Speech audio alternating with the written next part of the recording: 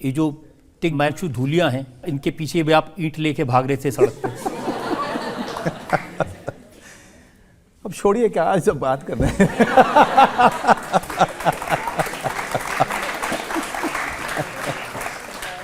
ये सब जवानी की कुछ गलतियां हैं, तो ये उनके बारे में क्या बात करें। बहुत हैं। हंसल मेहता, उनके साथ आपने इतना काम किया जी। तो उनका कहना है कि अमेरिका से फ़ोन करके खूब गालियां दे दी मनोज ने, उसके बाद 6 साल उन्होंने आपसे बात नहीं की। जी सही है, स्वीकार है। स्वीकार है, माफ़ी मांगता हूँ। अनुभव सिन्हा, सिर्फ आपको 2000 रुपये कम मिले थे, इसके लिए आपने उनको सुना दिया अच्छी तरह से।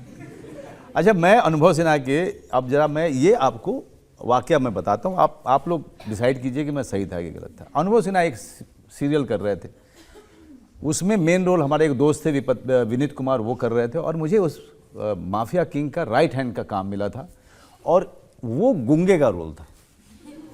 ठीक है, अब प्रोड्यूसर के साथ में ये तय हुआ कि 4000 रुपये पर एपिसोड मुझे मिलेगा। तो मैंने अपना पैसा उनसे नहीं लिया। 4 एपिसोड शूट हुआ तो कितने पैसे हो गए सर मेरे? 16,000 रुपये। और 16,000 कब?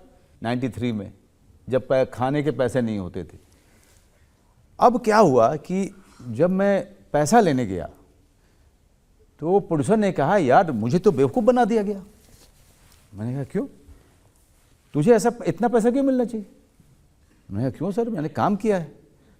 नहीं, मुझे पता ही नहीं था कि तू गूंगे का रोल कर रहा है। तूने डायलॉग ही नहीं बोला तो 4000 रुपये किस बात के? तो मैंने कहा नहीं भाई, गूंगे के रोल के लिए बहुत मेहनत करनी पड़ती है, सिर्फ डायलॉग बोलना थोड़ी होता है। ना कहते ना ना ना, 1500 रुपये दूंगा मैं, क्योंकि तूने डायलॉग नहीं बोला है, गूंगे का रोल किया है तूने। तो उसने मुझे पैसे ही नहीं दिए। और मैं गुस्से की बात पे आऊँ, वहाँ पे मैंने कहा कि तो रख लो अपना, तुमको दान दे दिया मैंने। 16,000 रुपये जो है उसके मतलब वो जो चेक दिया था वो ऑफिस में फेंक के आ गया था। उसके बाद अनुभव सिन्हा को फ़ोन किया तो अनुभव सिन्हा ने कहा कि यार वो तो प्रोड्यूसर है, मैं इसमें क्या कर सकता हूँ। इसलिए मैं गुस्सा हो गया उससे कि तूने स्टैंड नहीं लिया मेरे लिए। अब मेरा इतना जिगरी दोस्त अगर उसने स्टैंड नहीं लिया तो इसलिए नाराज़ हो गया था मैं। क्या मैं सही था कि नहीं था बताइए?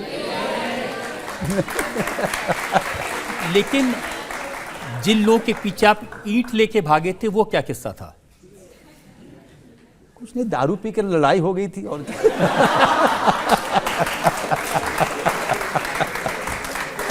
जब मनोज वाजपेयी पी लेते थे हाँ, तो उसके बाद कंट्रोल मुश्किल था। नहीं ऐसा नहीं था।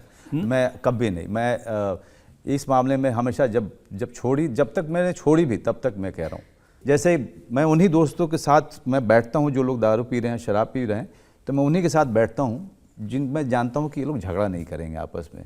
नहीं तो मैं अदरवाइज मैं बैठता भी नहीं हूँ, मैं किसी पार्टी में नहीं जाता। रजत, क्या आप रात को नसीरुद्दीन शाह को फ़ोन करके कहते हैं आई लव यू?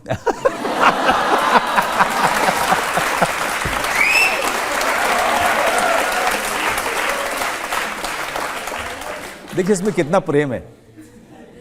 जब मैं पीता था तब की बात कर रहा हूँ, उसमें नसीर साहब मेरे लिए मेरे भगवान जैसे रहे, एक्टिंग के देवता रहे।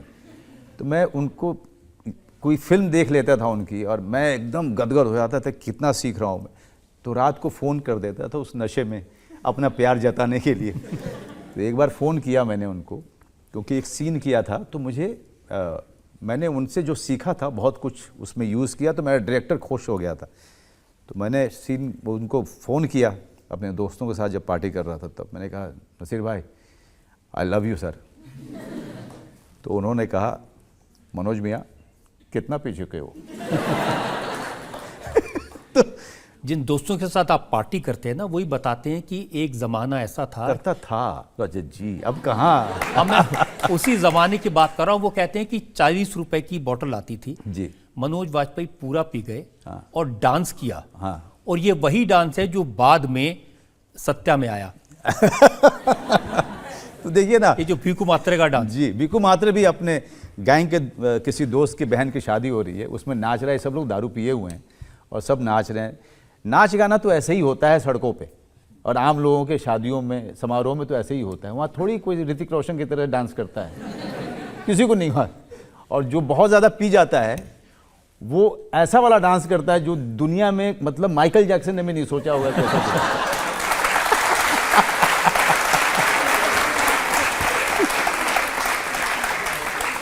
जनता में कुछ और सवाल ले लेते हैं जी।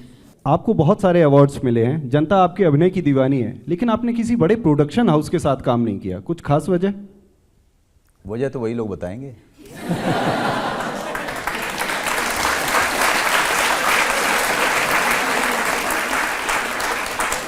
यश चोपड़ा जी ने आपको बुलाया था, वीर ज़ारा में काम किया था आपने। जी, उन्होंने बुलाया, बड़े सम्मान से बुलाया, बहुत सम्मान दिया। और मैं तो उन्होंने कहा कि मैं चाहता हूँ, पिंजर देखी थी उन्होंने, अडवाणी जी और अटल जी ने जो फिल्म देखी थी, तो उस समय यश चोपड़ा जी भी थे उस हॉल में। और पिंजर देखने के बाद वो इतने खुश हुए थे मेरे काम से कि उन्होंने कहा कि मेरे पास ये रोल है और मैं तेरे अलावा मैं किसी को सोच नहीं पा रहा हूँ, तो तू क्या मेरी फिल्म में गेस्ट अपीयरेंस करेगा। इतना बड़ा सम्मान दिया यश चोपड़ा जैसे महान निर्देशक ने। और मैंने कहा कि सर आप जो बोलोगे मैं करूँगा, और मैंने उसमें काम भी किया। और मेरा एक्सपीरियंस यश जी के साथ में बहुत ही कमाल रहा। और मैं यश जी को वैसे ही बहुत याद इसलिए करता हूँ कि मैं एक अलग तरीके का एक्टर था, अलग तरीके की फिल्में करता था, लेकिन जिस तरह का सम्मान उन्होंने पूरी शूटिंग में दिया। उन्होंने एक बड़ी अच्छी बात कही थी रजत जी, उन्होंने कहा था कि देख, मैंने कहा कि यश जी अब आगे ना मैं आपके साथ मैं बड़ा रोल करना चाहूँगा। तो उन्होंने कहा मैं तेरी जैसी फिल्म ही नहीं बनाता, तो मैं वादा कैसे कर दूं कि तुझे मैं इससे ज़्यादा बड़ा रोल दूंगा। लेकिन जो तूने किया है उसी से मैं इतना खुश हूँ। मेरे दिमाग में रहता है कि मैं क्या करूँ मैं कि ये फेवर लौटा पाऊँ तुझे।